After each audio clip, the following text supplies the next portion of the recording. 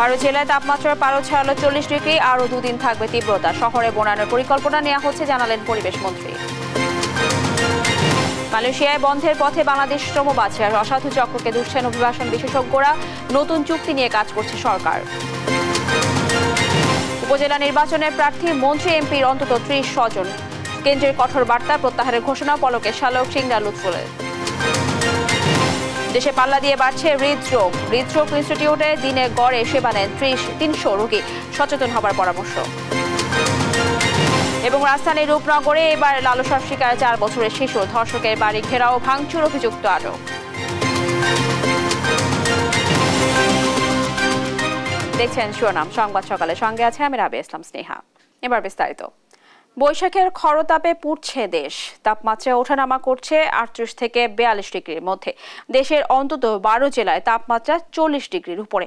বিভিন্ন জেলায় এ পর্যন্ত হিট স্ট্রোকে মারা গেছে 6 জন। গরমে অতিষ্ঠ জনজীবন, হাসপাতালে বাড়ছে রোগীর চাপ। আবহাওয়া অধিদপ্তর বলছে আরও 2 দিন থাকবে চলমান তাপপ্রবাহের তীব্রতা। বিশেষজ্ঞরা বলছেন জলবায়ুর বিরূপ প্রবাহের কারণে আসছে বছরে তাপমাত্রা আরও বাড়তে পারে। এরাই নাহিদের রিপোর্ট। প্রচণ্ড দাবদাহ দেশ জুড়ে। তীব্র গরমে অতিষ্ঠ মানুষ, প্রাণ যেন ওষ্ঠাগত। চলমান গরমে স্কুল, কলেজ, বিশ্ববিদ্যালয়ে বাড়ানো হয়েছে ছুটি। তাপমাত্রা শুধু বাড়ছেই। বাতাসে জলীয় বাষ্পের পরিমাণ বেশি থাকায় তাপপ্রবাহে দেশের অন্তত 12 অঞ্চলে তাপমাত্রা 40 ডিগ্রির বেশি। এমন প্রচণ্ড গরমে দুর্বিষহ জীবনযাপন করছেন খেটে খাওয়া শ্রমজীবী সহ সাধারণ মানুষ। গরমের জন্য গাড়ি চলা যায় না, বেশি রোদ খুব প্রচুর। মানে পেট মাসার লেগে রাস্তায় নামা হয়েছে। এটা আমার ঘরে বসে থাকলে তো আমার পেটে যাইব না। সংসার তো চলতে দেবে না, বেচলে খাইবো কি আর ছেলে বেলে খাইবো কি, কষ্ট করে বেচতে আছি। হ্যাঁ, অতিরিক্ত গরম, দুইজনে কান্না করতেছে, তাও এখন ডাক্তারের কাছে যাইতেছি দেখার জন্য। আমাদের জীবন ও জীবিকা বা আমাদের প্রত্যাহিক জীবনে খুবই একটা মানে ভয়ঙ্কর একটা প্রভাব পড়তেছে। বলতে গেলে যে ভোগান্তির আসলে শেষ নাই, আর গরম নিয়ে যেহেতু কারো কিছু করার নাই। বিশেষজ্ঞরা বলছেন এপ্রিল বাংলাদেশের উষ্ণতম মাস। এ মাসে এমন তাপমাত্রা থাকা অস্বাভাবিক নয়। এই সময়ে এই রকম প্রচণ্ড গরম পড়তে পারে, সেটা স্বাভাবিক। যারা মাঠে বাইরে কাজ করতে বাধ্য হচ্ছেন, নির্মাণ শ্রমিক, যানবাহনের শ্রমিক, আমি সরকারকে অনুরোধ জানাবো যে এই নির্মাণ শ্রমিকদের কাজের সময়টা পুনর্নির্ধারণ করার জন্য।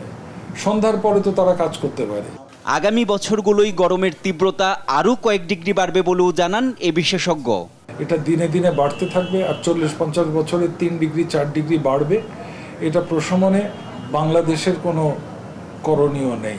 আমাদের কারণে পৃথিবী উত্তপ্ত হচ্ছে না, এবং এটাকে ঠান্ডা করার উপায় আমাদের হাতে নেই। আবহাওয়া অফিস বলছে 24 এপ্রিল পর্যন্ত তাপপ্রবাহ অপরিবর্তিত থাকবে, তবে এরপর বৃষ্টির সম্ভাবনা রয়েছে। এনআই নাহিদ, দেশ টিভি, ঢাকা। তীব্র গরমে হাঁসফাঁস অবস্থা জনজীবনে। শুকিয়ে গেছে নদী, নালা, খালবিল, টিউবওয়েলেও উঠছে না পানি। এতে সুপেয় পানির তীব্র সংকট দেখা দেয় দুর্বিষহ হয়ে উঠেছে কুষ্টিয়ার জনজীবন। পানির অভাবে কৃষকদের চাষাবাদেও দেখা দিয়েছে শঙ্কা। বিশেষজ্ঞরা বলছেন ভূগর্ভস্থ পানির যত্রতত্র ব্যবহারের কারণেই এমন পরিস্থিতি সৃষ্টি হয়েছে। ইরফান রানার ক্যামেরায় কুষ্টিয়া থেকে নাহিদ হাসান তিতাসুর রিপোর্ট। কয়েকদিনের তীব্র দাবদাহে কুষ্টিয়ার নদীগুলোতে কমেছে পানির নাব্যতা। শুকিয়ে গেছে খালবিল, টিউবওয়েলেও উঠছে না পানি। এতে সুপেয় পানির তীব্র সংকট দেখা দেয়াই দুর্বিষহ হয়ে উঠেছে কুষ্টিয়ার জনজীবন। পানির জন্য দূর দূরান্তে ছুটছেন শহরবাসী, তবুও মিলছে না সুপেয় পানি। একটু পানির জন্য যেন হাহাকার অবস্থা শহরবাসীর। পানি বিনে লোক মারা যাচ্ছে, এরকম অবস্থা হয়ে গেছে। নদী নালা সব শুকা গেছে, টিউবওয়েলে পানি থাকে না, খুবই কষ্ট। খাওয়ার পানির জন্য ওই যদি অনেক দূর 5 মাইল দূর হলেও সেখান থেকে পানি নিয়ে আসা লাগে। পানি খাওয়ার সাথে সাথে গা ঘেমে যাচ্ছে, আর 10 থেকে 15 মিনিট পরের মধ্যে রোদেতে লোক মুখ শুকায় যাচ্ছে, আর পুরা মাথাটা মনে হচ্ছে যেন এটা একটা বিদ্যুৎ কেন্দ্র। তীব্র পানি সংকটে কৃষকদের চাষাবাদেও দেখা দিয়েছে শঙ্কা। ধানসহ সব ধরনের ফসল চাষাবাদই হচ্ছে ব্যাহত, ফলে চরম বিপাকে পড়েছে এ অঞ্চলের কৃষকেরা। জমি চাষ দিতে পারছি না, সেচ দিতে পারছি না, ধান কোনোটাই জোতির হচ্ছে না। আমাদের ক্যানালেও পানি নাই, আমাদের পরিস্থিতি খুবই খারাপ। কিছু ধান লাগাইছি, ধানগুলাও মরে যাচ্ছে। এখন যদি কোনো রকম সেচ পাই তাহলে কিছু পরিমাণ আমার ঘরে উঠবে, আর না হলে আমরা শেষ। আমরা চাষি আর একদম বসি পড়ো, মাটির সাথে সমান হয়ে যাব। বিশেষজ্ঞরা বলছেন পানির সংকটের অন্যতম প্রধান কারণ ভূগর্ভস্থ পানির যত্রতত্র ব্যবহার ও অপরিকল্পিতভাবে খালবিল ভরাট। আর এই সংকট নিরসনে পরিকল্পিত পানির ব্যবহার নিশ্চিত সহ খালবিল খননের পরামর্শ দিচ্ছেন এই বিশেষজ্ঞ। আমাদের উপর যে জলাশয়গুলো আছে যেগুলো ভরাট হয়ে গেছে সেগুলো আবার পূর্বের অবস্থায় ফেরত আনতে হবে, খনন করতে হবে। আমাদের নিচের যে পানি শুধু তুলেই যাচ্ছি না, উপরের যে পানি থাকে সেটাকে এই জায়গা তৈরি করে সেই পানি সংরক্ষণ করে সেচের কাজ সহ আমাদের প্রতিদিনের যে নিত্য প্রয়োজনীয় পানি সেটার প্রয়োজন মেটাইতে হবে এখান থেকে।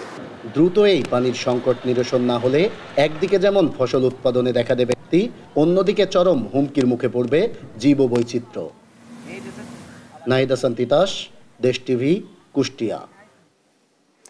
তীব্র তাপদাহে বিপর্যস্ত জনজীবন। আজকের তাপমাত্রার পরিস্থিতি জানাতে রাজবাড়ী থেকে এই মুহূর্তে সরাসরি যুক্ত হচ্ছেন সহকর্মী শফিকুল ইসলাম শামীম। শামীম, আপনি নিশ্চয়ই আমাকে শুনতে পাচ্ছেন। শামীম, রাজবাড়ীর আজকের তাপমাত্রা কেমন দেখছেন? এই গরমের কেমন প্রভাব পড়ছে জনজীবনে, বিস্তারিত জানাবেন। ধন্যবাদ স্নেহা। আপনি যেমনটি বলছেন যে রাজবাড়ী জেলায় প্রচন্ড তাপ প্রবাহের কারণে সাধারণ যে জনগণ রয়েছে তাদেরকে চরম দুর্ভোগে পোহাতে হচ্ছে। ইতিমধ্যে কিন্তু হাসপাতালগুলোতে রোগীর সংখ্যাটা বৃদ্ধি পাচ্ছে, আর এই রোগীর সংখ্যাটার মধ্যে কিন্তু শিশু এবং বয়স্ক রোগীর সংখ্যাটাই বেশি বলে জানিয়েছে। আমি এই কয়েকদিনে এই জেলার বিভিন্ন এলাকায় ঘুরেছি, বিভিন্ন এলাকা ঘুরে সাধারণ মানুষের চিত্রটি দেখেছি যারা এই প্রচন্ড গরমে নানা প্রকার দুর্ভোগে রয়েছেন। তো যদি একটু বলতে চাই যে এই গরমে সাধারণ যে মানুষজন রয়েছে তারা কিন্তু সাধারণ যে কাজকর্ম আছে সেই কাজকর্ম করতে পারছেন না, পাশাপাশি যে শিশুরা ঘর থেকে বের হতে পারছেন না। এ ব্যাপারে আমি একজনের সাথে একটু কথা বলতে চাচ্ছি যে সে কিন্তু একজন দিনমজুরির সাথে কথা বলতে চাচ্ছি। এই গরমে আপনাদের কি কি সমস্যা হচ্ছে আর আপনারা কি করছেন? গরম তো প্রচুর গরম পড়ছে, চিমসে গরম। আজকের গরমটা আবার একটু ভিন্ন, চিমসে গরম পড়তেছে। গরমে মানুষের চলাচল সমস্যা হইতেছে, যাদের আসলে খেটে খাওয়া তাদের আসলে সমস্যাই। আপনি শুনতে পাচ্ছেন যে এখানে যে সাধারণ যে আজকে যে গরমটা রয়েছে এই গরমে কিন্তু সাধারণ যে কর্মীরা শ্রমিকরা রয়েছে তাদেরকে কিন্তু কাজ করতেও কিন্তু সমস্যা হচ্ছে। আমি আরেকজন দিনমজুরির সাথে কথা বলছি যে এই গরমে আপনাদের কি কি সমস্যা হচ্ছে? আমাদের গরমে বর্তমানে সমস্যা হচ্ছে আপনার মনে করলেন যে রাস্তায় বাড়াতে পারতেছি না, শরীর পুড়ে যাচ্ছে। আবার মনে করলেন যে আপনার রাস্তায় মনে করেন শরীরের উপরে মনে করেন যে কাপড় দিয়ে রাখা যাচ্ছে না, ভিতরে মনে করেন যে শরীর কাপড় ভিজে যাচ্ছে এত গরমের তাপমাত্রায়। শিশুরা যে বাড়ির শিশুরা বা নারীরা রয়েছে তারা কিভাবে আছে? তারা মনে করলেন যে বর্তমানে মনে করেন যে খুবই কষ্টের মাঝে আছে, যে তারা বর্তমানে মনে করলেন যে যাদের বাড়ি গাছ গাছ তারা তো মনে করলেন যে।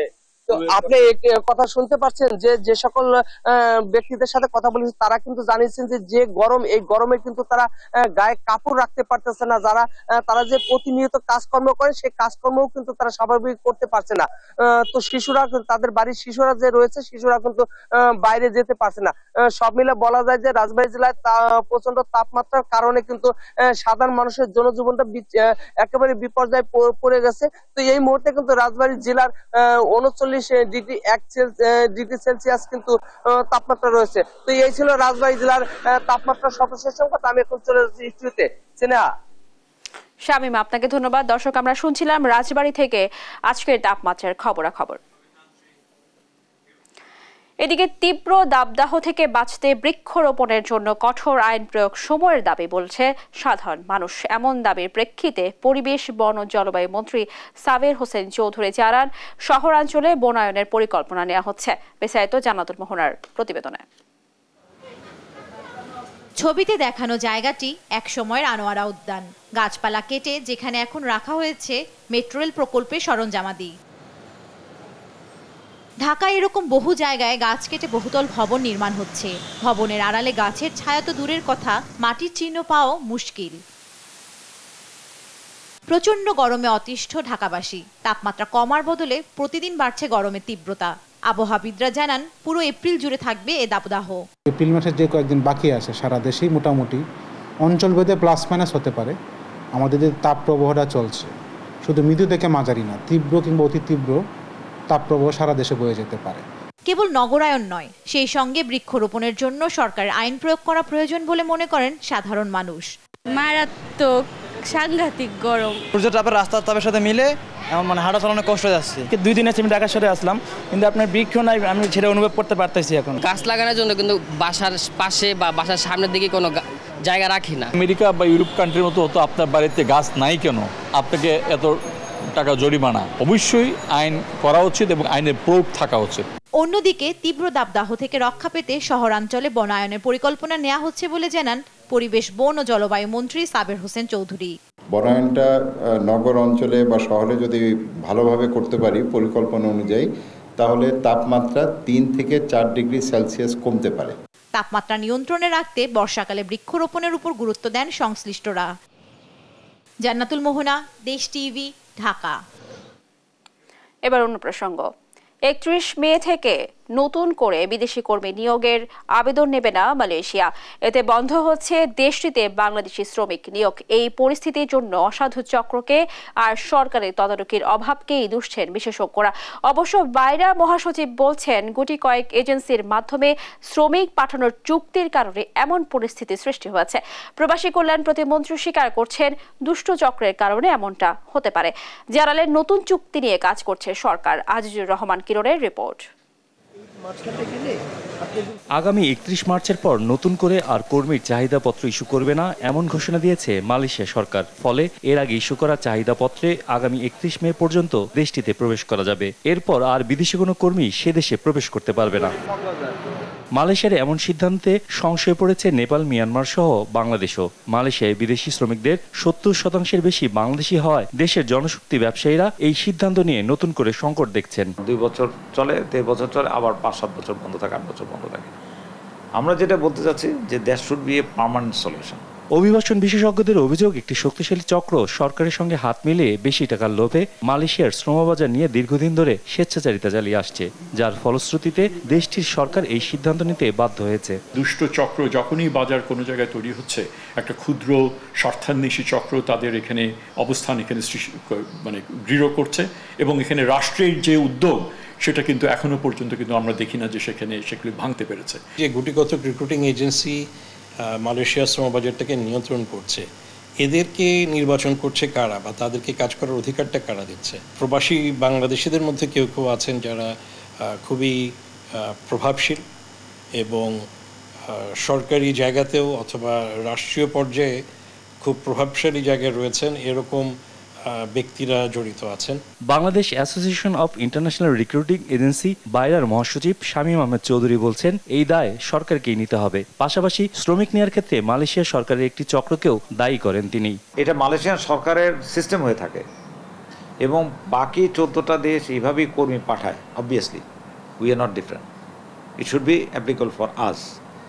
বাট ইফ নেপালের 800-900 এজেন্সি সবাই লোক পাঠাতে পারে মালয়েশিয়াতে, ওয়াই নট বাংলাদেশ? ওইখানে কিছু বিশৃঙ্খলা হয়েছে, এই এত কিছু করার পরেও। সেই জন্য আমরা বলছি এই সিস্টেম থেকে আমাদের বেরিয়ে আসা উচিত। এখন হাই টাইম। অন্য সব দেশ যেভাবে লোক না, আমরা সেভাবে, আমরাও একই দেশে একই পদ্ধতিতে আমাদের দেশ থেকে লোক যাবে। এটা হলো নাম্বার 1, আমাদের এগ্রিমেন্টে এটা আসা উচিত। প্রবাসী কল্যাণ প্রতিমন্ত্রী শফিকুর রহমান চৌধুরী বলছেন, 31 মের পর নতুন চুক্তিতে শ্রমিক পাঠাতে 2 দেশের সঙ্গে আলোচনা চলছে। আমাদের 5,30,000-এর মতো চলে গেছে, আর বাদ বাকি যেগুলো আছে এগুলো যাবে। এরপরে নতুন কন্ট্রাক্ট হইতেছে। সিন্ডিকেট এইটা 2 দেশের মধ্যে ব্যবসায়িক সম্পর্ক তাদের মধ্যে আছে, থাকবে, সেটা আমরা কারো সিন্ডিকেটের তৎকা করি না। সম্প্রতি মালয়েশিয়া বাংলাদেশে অভিবাসীদের অবস্থা নিয়ে হতাশা জানিয়ে বিবৃতি দিয়েছে জাতিসংঘ। এসব বিষয়ে সরকারকে কার্যকর পদক্ষেপ নেওয়ার আহ্বান জানিয়েছেন বিশেষজ্ঞরা। আজিজুর রহমান কিরণ, দেশ টিভি, ঢাকা। কেন্দ্রের সিদ্ধান্ত মানতে চাচ্ছে না আওয়ামী লীগের মন্ত্রী এমপিদের স্বজনরা। উপজেলা নির্বাচন থেকে স্বজনদের সরে যাওয়ার নির্দেশনা দেওয়া হলেও মনোনয়ন প্রত্যাহার করেননি অনেকে। নির্বাচনে অংশ নেওয়া এই স্বজনদের তালিকা করছেন দায়িত্বপ্রাপ্ত সাংগঠনিক সম্পাদকরা। তৌফিক মাহমুদ মুন্নার রিপোর্ট।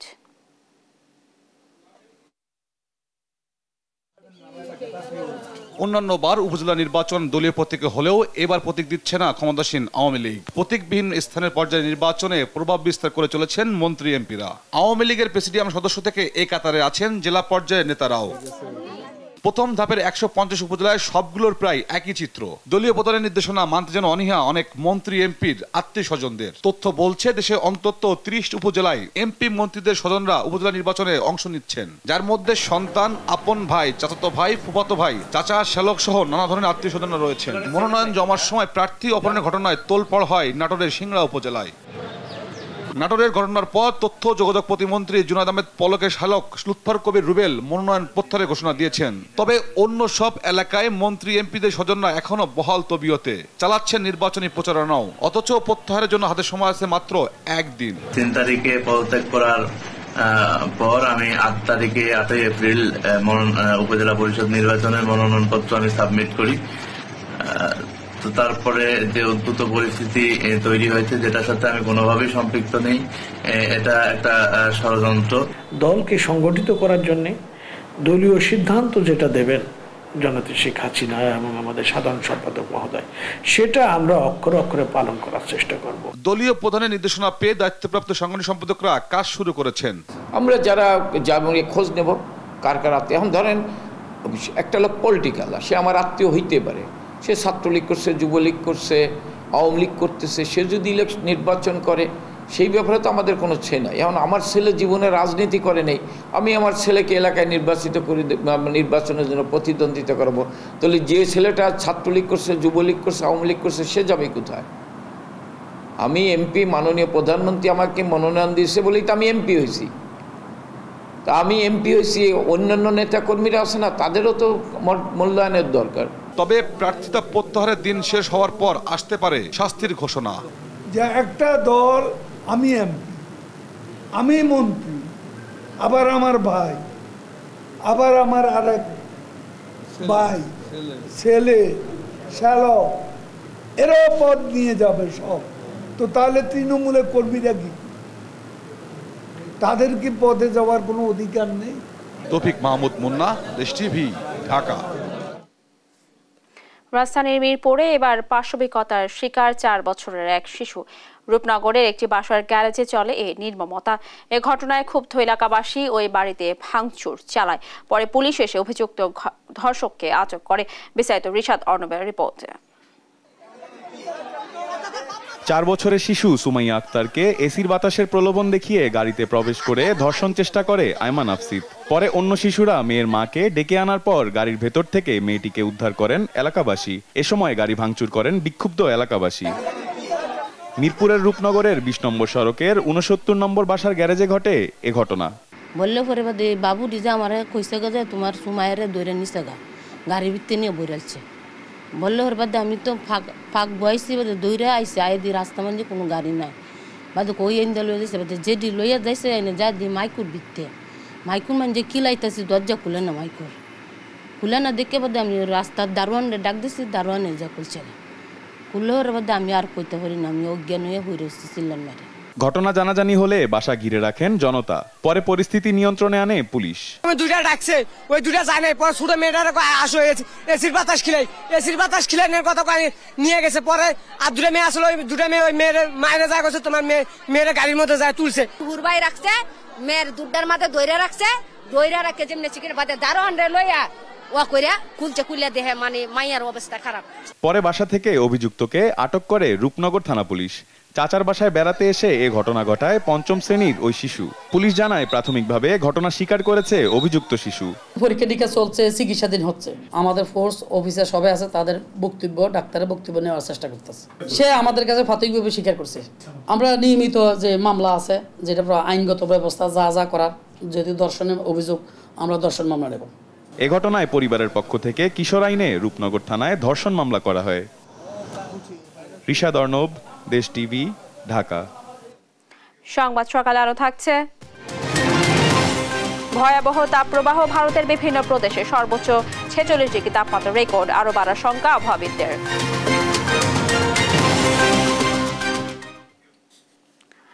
দেশে পাল্লা দিয়ে বাড়ছে হৃদরোগ, মোট মৃত্যুর 17% এ রোগে। জাতীয় হৃদরোগ ইনস্টিটিউটে দিনে গড়ে জরুরি বিভাগে সেবা নেন অন্তত 300 রোগী। বিশেষজ্ঞরা বলছে, হৃদরোগ থেকে বাঁচতে সচেতনতার বিকল্প নেই। আক্রান্তদের যত দ্রুত চিকিৎসা শুরু করা যায়, এতে তাদের আরোগ্য লাভের সম্ভাবনা বেশি। বিস্তারিত হাসান মাহমুদের রিপোর্টে। গভীর রাতে গগনবিদারী কান্নায় ভারী জাতীয় হৃদরোগ হাসপাতাল। হৃদরোগে আক্রান্ত হলে হাসপাতালে নিয়ে আসেন স্বজনরা। সময় বড্ড দেরি হয়ে গেছে, মৃত ঘোষণা করেন চিকিৎসক। তাই নিথর দেহ নিয়ে বাড়ি ফেরার আয়োজন। প্রতি মুহূর্তেই এমন নতুন ঘটনার জন্ম হয় এই হাসপাতালে। রাত যতই গভীর হোক, রোগী ও স্বজনদের আনাগোনা চলতেই থাকে। কখনো ক্লান্ত শরীরে বসার জায়গায় শুয়ে পড়েন অনেকে। হাসপাতালে আসার কারণ ভিন্ন হলেও প্রতি মুহূর্তে শঙ্কায় কাটে স্বজনদের। 24 ঘন্টার মধ্যে 24 ঘন্টায় তাদেরকে মনিটরিং করতে হয়। এখানে আপনার একটা মিনিট একটু লেট করবেন, যে কোনো কিছু হয়ে যেতে পারে। হাসপাতাল তো থাকার স্পেস নাই, তারপরে আপনার রোগী নিয়ে দৌড়াদৌড়ি, এ নিয়ে তো মানসিকভাবে এমনিতে একটু বিপর্যস্ত অবস্থায় থাকে। একটা প্রেশার থাকে, দৌড়াদৌড়ি করতে হয়। আর সরকারি হাসপাতাল এখানে ওখানে দৌড়াদৌড়ি তো অবশ্যই। দেশে অব্যাহত আর্থসামাজিক উন্নয়ন ও জীবনযাত্রার পরিবর্তনের প্রভাবে বাড়ছে হৃদরোগে আক্রান্তের হার। পরিসংখ্যান ব্যুরোর হিসেবে দেশে মৃত্যুর কারণগুলোর মধ্যে সর্বোচ্চ 17% মৃত্যু হয় হৃদরোগে। হার্ট অ্যাটাকের পর খুব কম সময়ে হাতে থাকে। স্বল্প সময়ে হাসপাতাল পর্যন্ত নিয়ে আসাও বড় চ্যালেঞ্জ। বিভিন্ন কারণে নির্মম সাক্ষী হতে হয় অ্যাম্বুলেন্স চালকদের। সঙ্গে রোগী বহনকারীদেরও থাকতে হয় বাড়তি সতর্ক। অনেক আছে রুগী অস্থির হয়ে থাকা, বুঝানোর সমস্যা, এদের সাথে রাগ করা যাবে না, কারণ আর তো রুগী তো খারাপ। রুগী অনেক সময় অনেক সিরিয়াস থাকে, যত তাগিদা যাইতে পারবো তত তাগিদা রুগীটা সেবা হবে। মাঝে মধ্যে আসতে গেলে গেটের সামনে আসছি, মারা গেছে, এটা নিজের কাছে একটা কষ্টজনক। কায়িক পরিশ্রম না করা, খাদ্যাভ্যাসে পরিবর্তন ও ধূমপান সহ নানা কারণে বাড়ছে হৃদরোগে মৃত্যুর ঝুঁকি। এই হার্টের রোগ এই বৃদ্ধির মূল কারণ হচ্ছে আমাদের অনিয়ন্ত্রিত জীবনযাপন। এক নম্বর হচ্ছে যে আমাদের লাইফস্টাইল, আমরা যেটা যদি বলি, আমাদের খাওয়া দাওয়া থেকে শুরু করে আমাদের হাঁটা অপরিমিত। আমরা একটা সুস্থ মানুষকে বলি যে অ্যাটলিস্ট প্রতিদিন 40 মিনিট করে হাঁটার জন্য। তার খাওয়া দাওয়ার লাইফস্টাইল, আমাদের বিশেষ করে আরবান এলাকায়, শহর এলাকায় দেখবেন যে আমাদের ফাস্টফুড খাওয়ার প্রতি একটা প্রবণতা বেড়ে গেছে। হ্যাঁ, আমাদের সেডেন্টারি লাইফস্টাইল। তীব্র গা ঘামা, বুকে ব্যথা সহ হার্ট অ্যাটাকের উপসর্গ দেখা দিলে দ্রুত হাসপাতালে নেয়ার পরামর্শ চিকিৎসকদের। হাসান মাহমুদ, দেশ টিভি, ঢাকা। দুদিনের সফরে আজ বিকেলে ঢাকা আসছেন কাতারের আমির। তার সফরে 11টি চুক্তি ও সমঝোতা স্মারক সই হবে। রোববার দুপুরে পররাষ্ট্র মন্ত্রণালয়ে এক ব্রিফিংয়ে তথ্য জানান পররাষ্ট্রমন্ত্রী ডক্টর হাসান মাহমুদ। এই সফরে 11টি দ্বিপক্ষীয় দলিল স্বাক্ষরের কথা রয়েছে, তার মধ্যে 6টি চুক্তি এবং 5টি সমঝোতা স্মারক। ব্যবসা বাণিজ্য, বিনিয়োগ ও কর্মসংস্থানের সুযোগ সৃষ্টি, জ্বালানি, বিমান চলাচল, কৃষি, খাদ্য নিরাপত্তা, জলবায়ু পরিবর্তন ইত্যাদি ক্ষেত্রসমূহকে সীমিত করা হয়েছে। আমরা আশা করছি এই সফরের মাধ্যমে, কাতারের আমিরের সফরের মাধ্যমে দুই দেশের যে চমৎকার বন্ধুত্বপূর্ণ সম্পর্ক, সেটি নতুন উচ্চতায় উন্নীত হবে। সংবাদ সকালে আরো থাকছে। বিএসপিএ বর্ষসেরা ক্রীড়াবিদ athlete Imranur. Popular choice footballer Morsalin পেছনে ফেলেছেন ক্রিকেটার শান্তকে।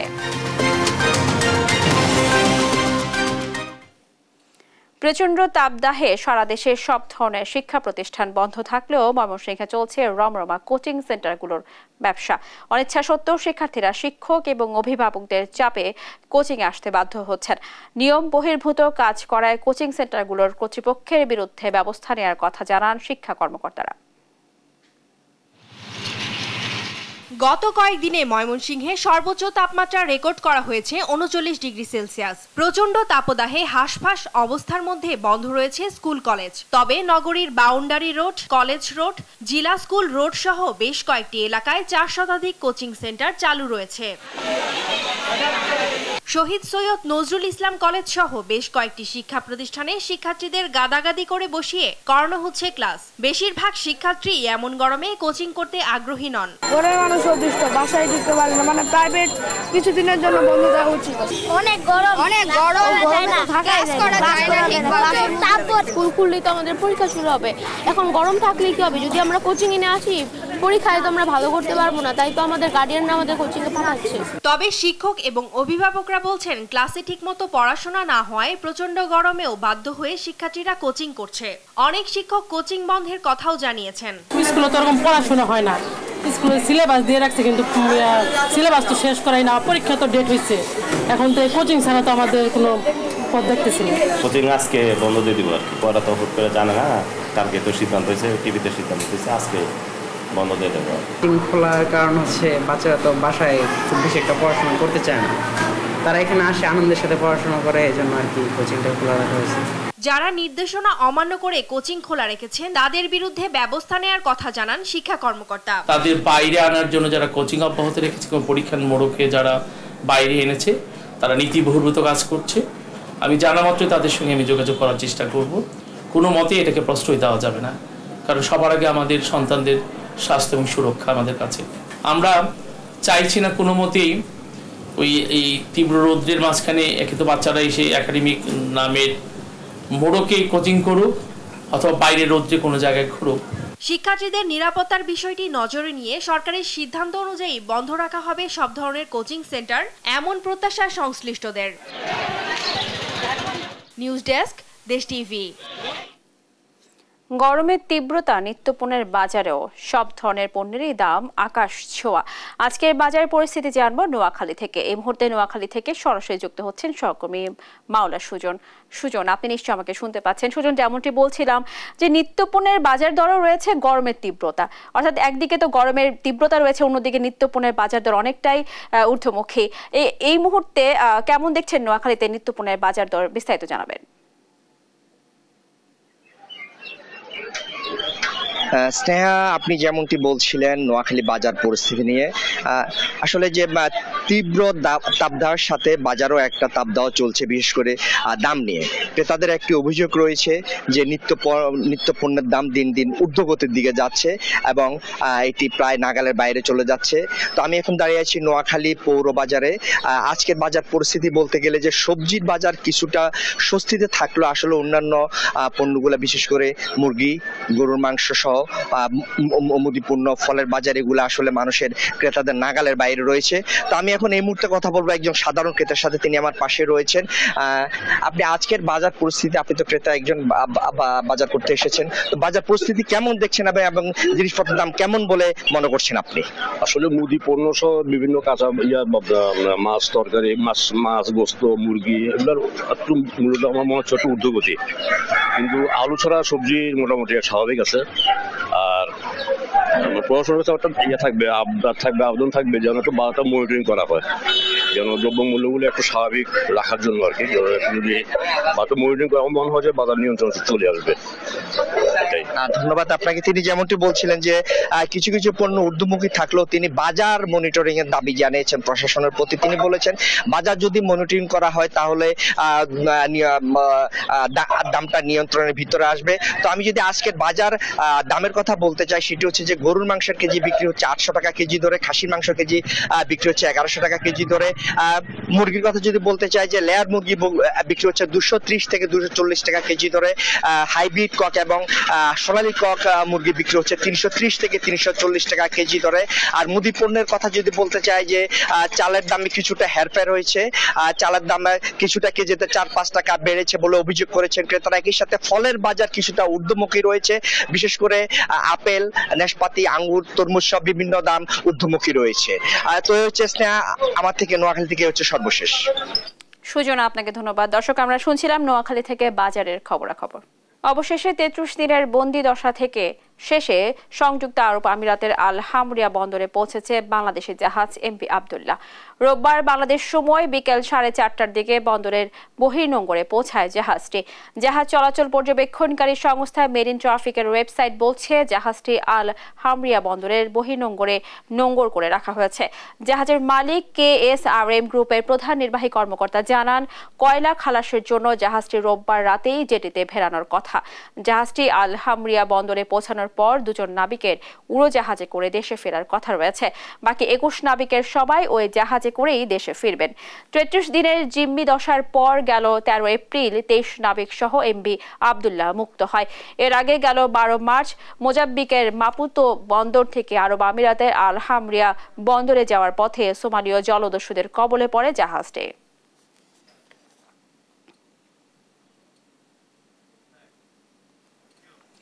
বিভিন্ন দিবসে স্মারক ডাকটিকিট ও খাম প্রকাশ করে থাকে বাংলাদেশ ডাক বিভাগ। গত 9 বছরে এরকম 40টি ডাকটিকিট ও খামের নকশা করেছেন বনি আবদম। রাজশাহী বিশ্ববিদ্যালয়ের অধ্যাপক এই নকশাকারের গল্প শোনাচ্ছেন কাজী শাহেদ। ছোটবেলা থেকেই ডাকটিকিট সংগ্রহের শখ। নিজে যে কখনো ডাকটিকিটের নকশা করবেন ভাবেননি। অভাবনীয় সেই সুযোগ সামনে হাজির হলো 2015 সালে। বনি আদমের হাতের লেখায় মুগ্ধ হলেন ডাক বিভাগের সে সময়ের পরিচালক শফিকুল আলম। তার পরামর্শে স্মারক ডাকটিকিটের নকশাবিদ হতে আবেদন করেন বনি আদম। শফিকুল আলম স্যার দেখালেন যে তুমি কি এরকম ডাকটিকিট করতে পারবে কিনা, মানে যেহেতু চারুকলার শিক্ষক, তো বললাম যে কীরকম একটু নমুনা দেখান। তখন আমি দেখলাম নমুনা, দেখে বললাম মানে ডিজাইন করতে পারবো। তখন আমার নাম ঠিকানা নিয়ে নিলেন। স্যার খুব উৎসাহ দিলেন যে না, তোমার পিএইচডি থিসিস আরও 6 মাস, আমি মানে স্যার সুপারভাইজার, যে আরও 6 মাস পরে জমা দেবে, কিন্তু এখানে অ্যাপ্লাই করতে হবে।